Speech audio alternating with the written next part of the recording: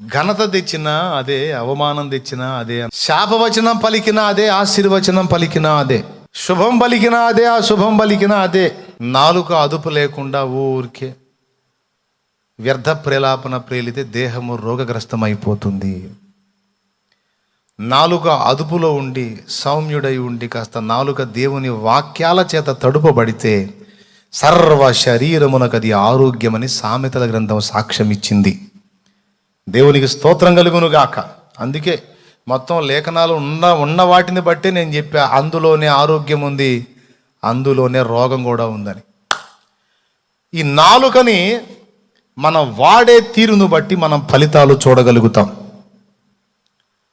ఎంత కొంచెము నిప్పు ఎంత విస్తారమైన అడవిని తగులబెడుతుంది అన్నాడు. నిజమే, నాలుక చిన్న అవయవమే అయినప్పటికీ మన శరీరం అంతటికి మాలిన్యం కలుగజేసేంత గొప్ప శక్తి దానికి ఉంది. శరీరానికి మురికంటించాలన్నా, శరీరం పవిత్రంగా కాపాడుకోవాలన్నా వేరే వేరే వాటిని కాదు, ముందు సాధన చేయాల్సింది నాలుకని. దేవునికి స్తోత్రం కలుగును గాక. ఎందుకో చెప్తా. సాతాను ఆదాము హవ్వల్ని దెబ్బతీయడానికి ఉపయోగించింది నాలుకనే, మరి ఏ అవయవాన్ని కాదు. ఇది నిజమా అని మాట్లాడినప్పుడు వాడు దేన్ని ఉపయోగించాడండి? హవ్వ దగ్గరికి వచ్చి మానవ జాతి ఆరంభంలో పాపం అనేది ప్రవేశించడానికి ఉపయోగపడిన అవయవం నాలుకే.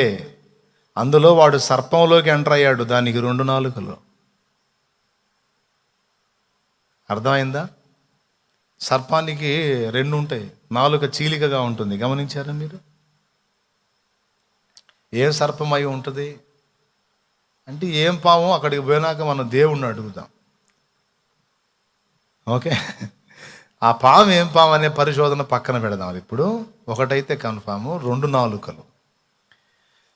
పాము మొత్తం చూడండి, అదంతా వేరు, దాని నాలుక డిఫరెంట్. దాని స్పెషల్ ఏంటంటే నాలుకే. సర్పం మొత్తంలో స్పెషల్ నాలుక. ఆ నాలుకని బయటికి తీయటం, అది 2 పాయలుగా ఉండటం, 2 రకాల తత్వాలకు అది ఒక సాదృశ్యంగా ఉంటుంది. నాలుక డేంజర్ అనమాట. దాని నాలుక కూడా బయటికి తీసి అలాగ అంటా ఉంటే అది వికృతంగా, వికారంగా, అదొక భయానకంగా కనపడింది సర్పం.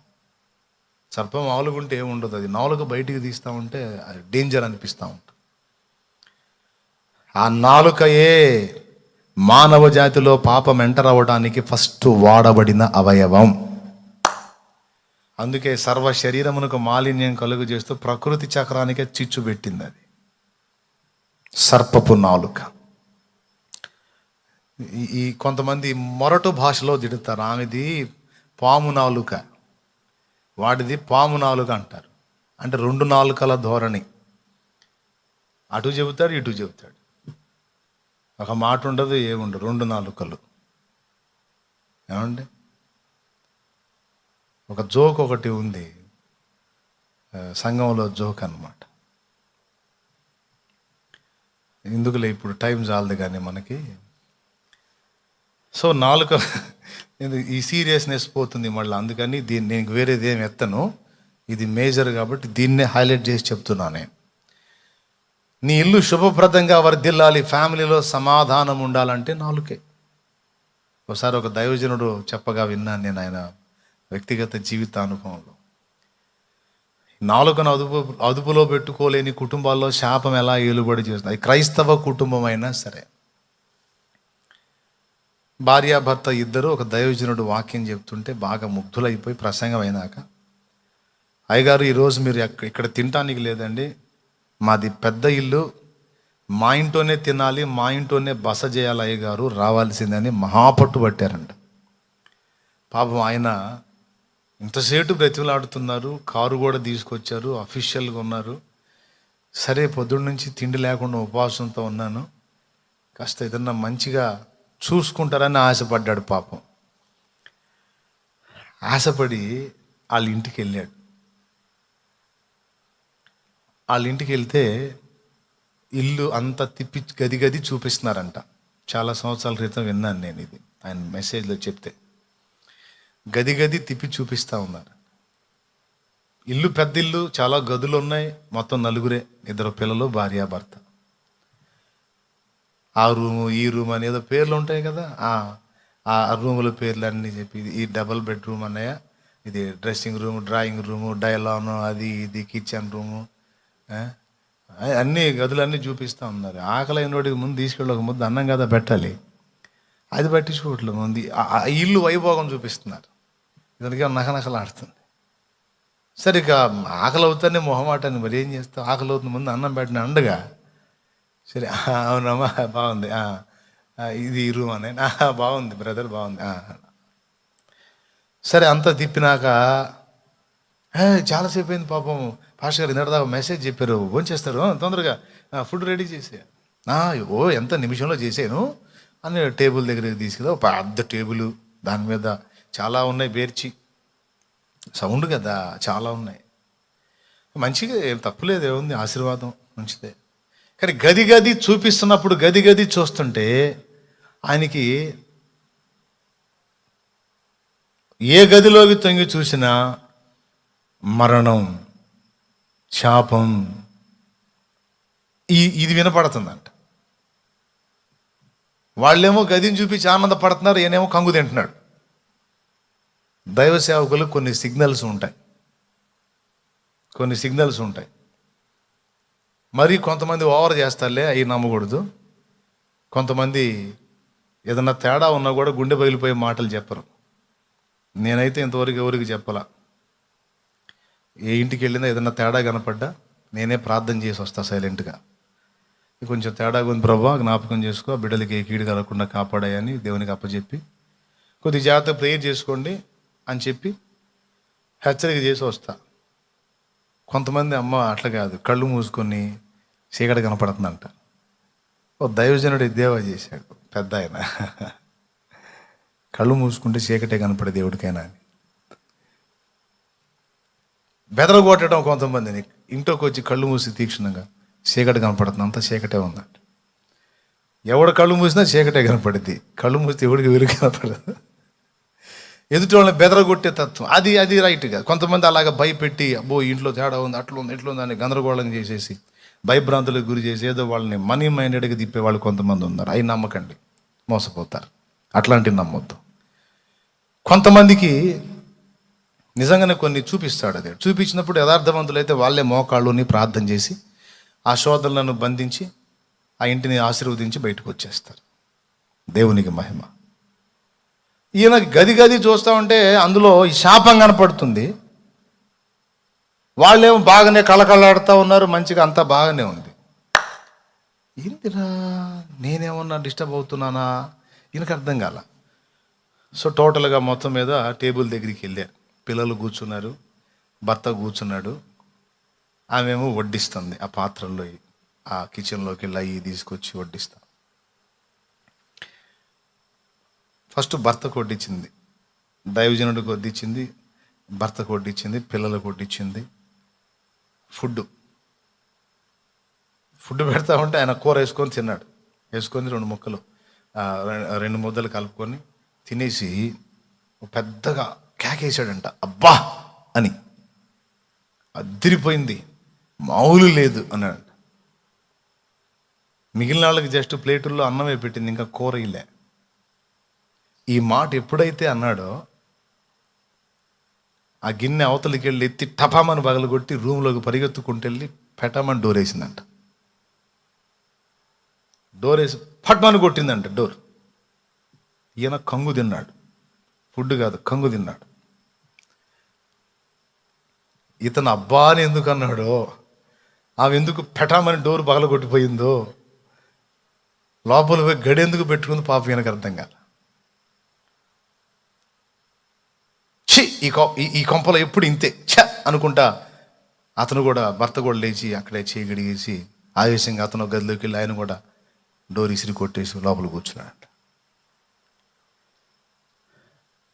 నన్ను పిలిచి నన్ను ఇక్కడ కూర్చోబెట్టి అటు పోయి ఆమె డోర్ బాధింది, ఇటు పోయి ఇటు డోర్ బాధాడు అని పిల్లలకి వెళ్ళి చూస్తే వాళ్ళు ఆ కూర వేసుకొని హాయిగా కలుపుకొని తింటున్నారంట.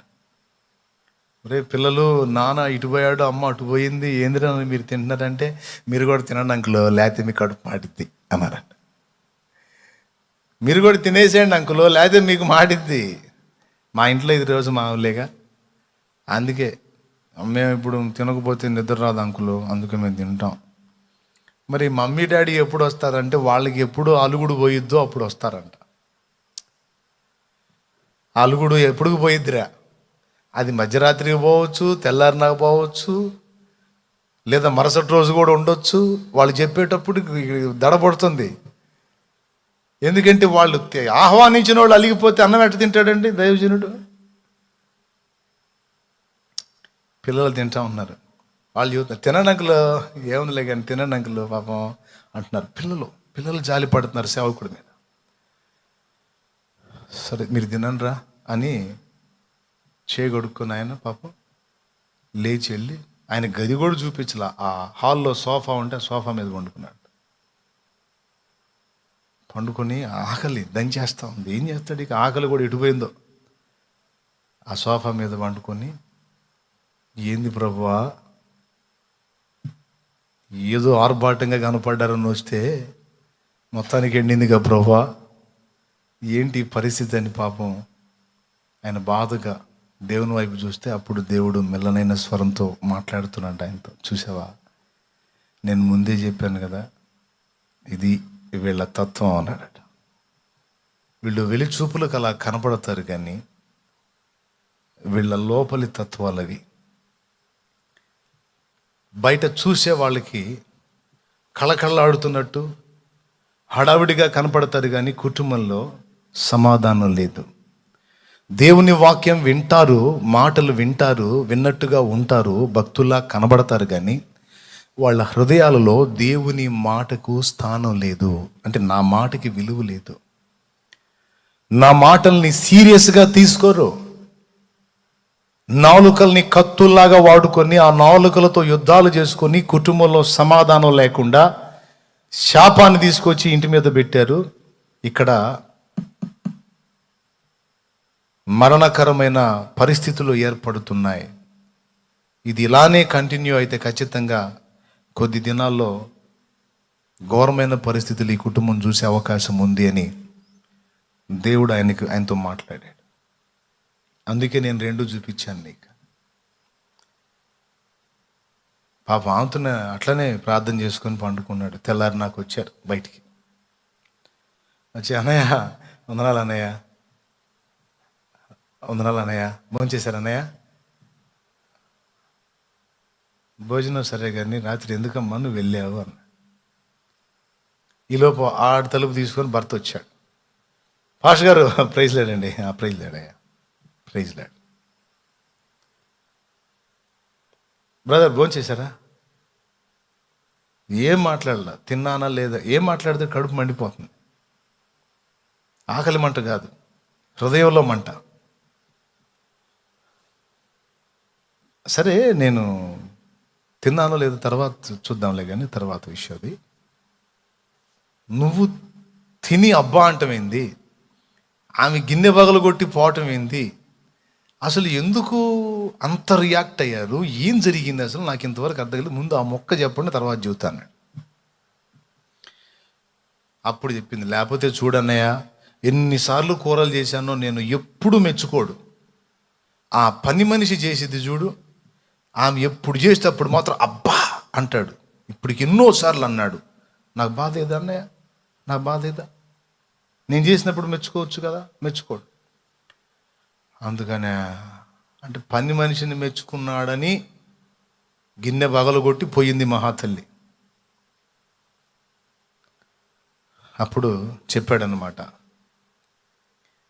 నేను చెప్తున్నాను ఇంకా కొద్ది రోజుల్లో మీ ఇంట్లో ఒక కీడు కలిగే అవకాశం ఉంది, ఒక ఇబ్బందికరమైన సంఘటన జరిగే అవకాశం ఉంది.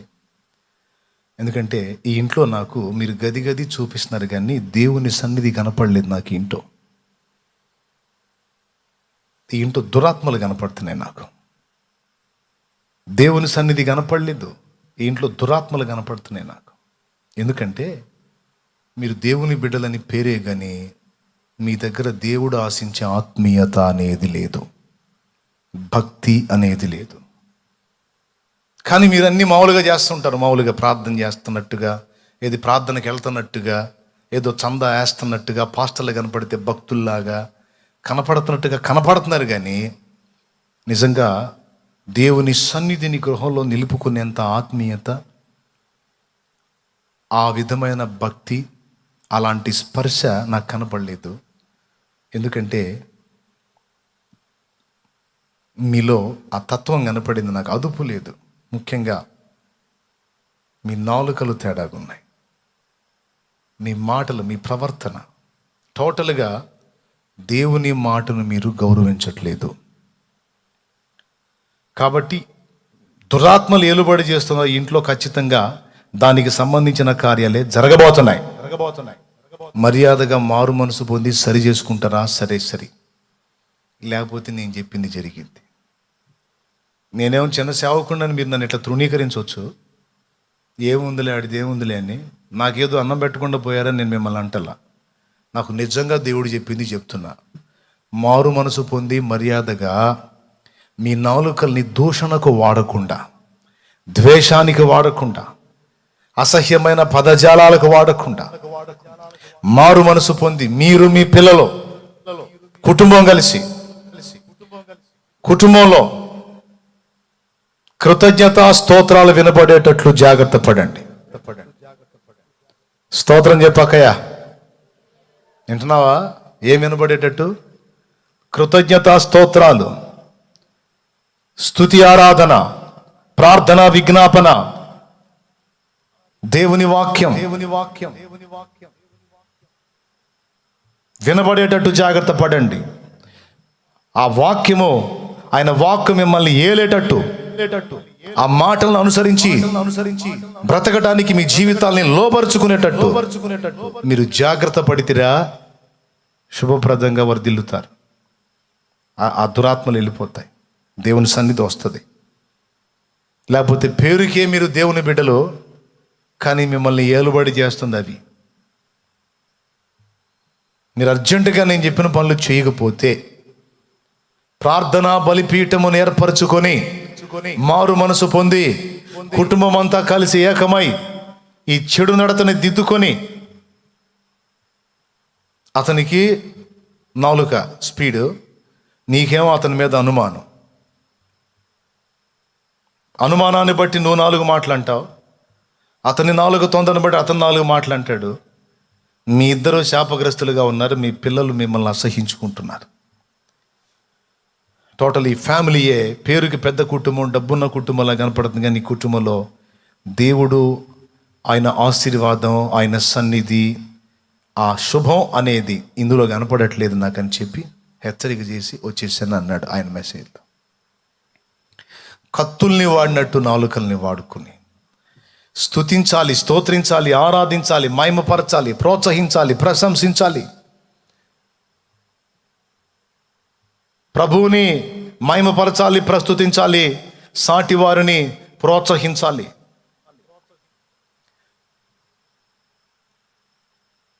నాలుకని అవకాశమైనంత వరకు దేవుని స్తుతి కొరకు వాడాలి. నాలుకని అదుపు చేసుకోవటాన్ని సాధన చేయాలి. అది తేలికైన పని కాదు. టోటల్ బాడీ మొత్తానికి కనబడకుండా మురికి తగిలిస్తుంది. అదే జారత్వానికి కారణం, అదే మనం చాలా వరకు రోగాల బారిన పడటానికి కారణం, అదే కుటుంబాలు శాపంతో మునిగిపోవడానికి కారణం, అదే. కొన్ని కుటుంబాలు ఉంటాయి నోరు అస్సలు కుదరదు, భర్త నోరు అదుపు ఉండదు కొన్ని కుటుంబాల్లో, భార్య నోరు అదుపు ఉండదు కొన్ని కుటుంబాల్లో, పిల్లల నోరు అదుపు ఉండదు కొన్ని కుటుంబాల్లో, ముసలోళ్ళ నోరు అదుపు ఉండదు కొన్ని కుటుంబాల్లో. ఏదో మాట్లాడేస్తారు, మొత్తం కుటుంబం అంతా గందరగోళం, గోల గోల గోల గోల. కాదంటారా? ఇది చిన్న మ్యాటర్ అని ఎప్పుడు తీసి, చిన్న నాలుగే కదా, అందుకని చిన్న మ్యాటర్ అని చాలామంది బుక్ అయ్యారు. పొరపాటును కూడా దాన్ని చిన్నగా అంచనా వేయొద్దు, తక్కువ అంచనా వేయొద్దు. చిన్న మ్యాటర్ కాదు ఇది, వెరీ డేంజర్ విషయం. ఉన్నదంతా కూడా అక్కడే ఉందని చూపించాను నేను. కాదని చెప్పగలవాను? సర్వ శరీరమునకు మాలిన్యం అంటించేది అదే అన్నాడు. అంటే సర్వ శరీరంతో నువ్వు చేసే సమస్త పాపాలకు ఏదో ఒక విధంగా నాలుక కారణం అవుతుందని చెప్పకనే చెప్పాడు దేవుడు. దాన్ని బట్టి ఏమర్థం చేసుకోవాలి? ఘనత యందును పరిశుద్ధత యందును ప్రతివాడు తన తన ఘటమును కాపాడుకొనుట ఎరిగి ఉండుట ఏ దేవుని చిత్తము అన్నాడు. ఈ ఘటం మొత్తంలో దేన్ని నంబర్ 1గా ముందు సాధన చేయాలయా? నోటికి కళ్ళము పెట్టుకొనకుండా తనను తాను మోసపుచ్చుకొనుచు భక్తి గలవాడనని అనుకునేలా వాని భక్తి వ్యర్థమే. చూడండి, కళ్ళకు గంతలు కట్టుకోమనలా, చెవుల్లో దూదులు పెట్టుకోమనలా, ఓన్లీ నాలుకనే చూపించాడు. నాలుక, నోటికి కళ్ళం పెట్టుకోకుండా అన్నాడు. క్రైస్తలో సాధన చేయాలి, దాన్ని ఎరిగి ఉండాలి.